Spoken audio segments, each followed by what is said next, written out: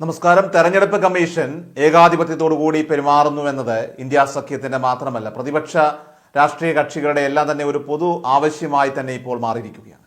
ബീഹാർ നിയമസഭാ തെരഞ്ഞെടുപ്പ് മാറ്റിവെക്കുകയോ അത് നടത്താതിരിക്കുകയോ ചെയ്യേണ്ടതിന്റെ അനിവാര്യത വളരെ കൃത്യമായി തന്നെ മുന്നിൽ കണ്ടുകൊണ്ടാണ് ഇപ്പോൾ ഇന്ത്യ സഖ്യ നേതൃത്വം അതിശക്തമായിട്ടുള്ള ഒരു തീരുമാനത്തിലേക്ക് എത്തിച്ചേർന്നിരിക്കുന്നത്. സുപ്രീം കോടതിയെ സമീപിച്ചുകൊണ്ട് EVM വഴിയുള്ള തെരഞ്ഞെടുപ്പ് പ്രക്രിയ അത് റദ്ദാക്കുകയും ബീഹാർ നിയമസഭാ തെരഞ്ഞെടുപ്പ് ബാലറ്റ് പേപ്പർ ഉപയോഗിച്ച് അതിൻ്റെ വിധി പരിശോധിക്കുകയും ആ ബാലറ്റ് പേപ്പറിൻ്റെ അടിസ്ഥാനത്തിലുള്ള ഒരു സാധ്യത അത് വീണ്ടും പുനഃസൃഷ്ടിക്കുകയും ചെയ്യേണ്ടതിൻ്റെ ഉത്തരവാദിത്വം ഇപ്പോൾ പ്രതിപക്ഷമായിട്ടുള്ള കോൺഗ്രസിൽ നിക്ഷിപ്തമാണ്. അതുകൊണ്ട് തന്നെ കോൺഗ്രസിൻ്റെ ഈ ഒരു നീക്കം അത് ജ്ഞാനേഷ് കുമാർ എന്ന തെരഞ്ഞെടുപ്പ് കമ്മീഷന് വലിയൊരു വെല്ലുവിളി തന്നെയാണ് ഇപ്പോൾ സൃഷ്ടിച്ചിരിക്കുന്നത്. കാരണം സുപ്രീം കോടതിയുടെ അധ്യക്ഷനായ ജസ്റ്റിസ് BR ഗവായി ഈ വിഷയം പരിഗണിക്കുമെന്നുള്ളതിൽ തർക്കമൊന്നുമില്ല.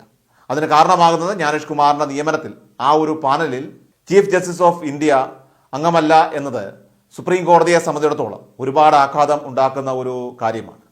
തെരഞ്ഞെടുപ്പിലാകട്ടെ ഏകപക്ഷീയമായിട്ടുള്ള നടപടി കേന്ദ്ര സർക്കാർ കൈക്കൊള്ളുകയാണ് എന്നുള്ളതും കേന്ദ്ര സർക്കാരിന്റെ ശുപാർശ അത് അംഗീകരിക്കുക മാത്രമല്ല, അതിനുവേണ്ടി രാഷ്ട്രപതിയെ കൊണ്ട് രാഷ്ട്രീയ കളി വരെ നടത്തിക്കുന്ന സാഹചര്യമാണ് ഇപ്പോൾ നടക്കുന്നത്.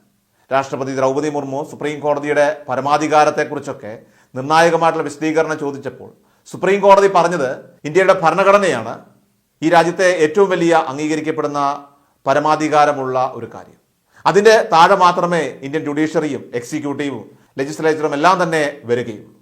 അതുകൊണ്ട് തന്നെ ഇനി നടക്കാൻ പോകുന്ന ബീഹാറിലെ നിയമസഭാ തെരഞ്ഞെടുപ്പിൽ അന്തിമ വിധി അത് സുപ്രീം കോടതി തന്നെ പറയും എന്നുള്ള കാര്യത്തിൽ സംശയമൊന്നുമില്ല. നമുക്കറിയാം, മഹാഗഠബന്ധന് ക്രമേണ വലിയ രീതിയിലുള്ള മുന്നേറ്റം നടത്താൻ ഇക്കഴിഞ്ഞ മാസങ്ങളിൽ അവിടെ സാധിച്ചിട്ടുണ്ട്. ലോക്സഭാ തെരഞ്ഞെടുപ്പിൽ നേരിയ മുന്നേറ്റം NDA മുന്നണിക്ക് തന്നെയാണ് ബീഹാറിൽ ഉള്ളതെങ്കിൽ പോലും കഴിഞ്ഞ ഏറെക്കാലമായിട്ട് അവിടുത്തെ സർവേകൾ അത് കൃത്യമായിട്ട് പരിശോധിക്കുമ്പോൾ പ്രധാനമായിട്ടും ഇന്ത്യ ടുഡേ അടക്കമുള്ള നിരവധി ദേശീയ മാധ്യമങ്ങൾ അവർ നടത്തിയിരിക്കുന്ന ഗ്രൗണ്ട് റിപ്പോർട്ട് സൂചിപ്പിക്കുന്നത് ഏറ്റവും അധികം ജനങ്ങൾ അവർ ബീഹാറിൽ മുഖ്യമന്ത്രി സ്ഥാനത്തേക്ക് ഇപ്പോൾ പിന്തുണയ്ക്കുന്നത് തേജസ്വി യാദവ് എന്ന RJDയുടെ നേതാവിന്റെ പേര് തന്നെയാണ്. 40.9% ആളുകളുടെയും പിന്തുണ ബീഹാറിൽ തേജസ്വി യാദവിന് ഒപ്പമാണ്. അപ്പോൾ പിന്നെ അവർ തെരഞ്ഞെടുപ്പ് മാറ്റിവെക്കണമെന്ന ആവശ്യം ഉന്നയിക്കുന്നതിൽ എന്തെങ്കിലും കഴമ്പുണ്ടോ എന്ന് തെരഞ്ഞെടുപ്പ് കമ്മീഷണർ ജ്ഞാനേഷ് കുമാർ ചോദിക്കുകയാണ്.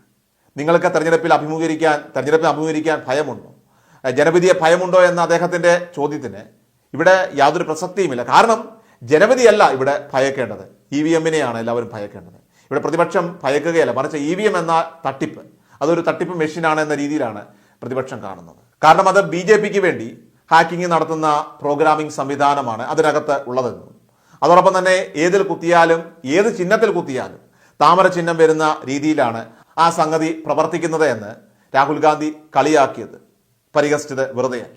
മഹാരാഷ്ട്രയിലും അതുപോലെ തന്നെ ഹരിയാനയിലും നടന്ന തെരഞ്ഞെടുപ്പുകളിൽ EVM ടാമ്പറിങ് നടന്നുവെന്നുള്ള ആരോപണം അതിശക്തമാണ്.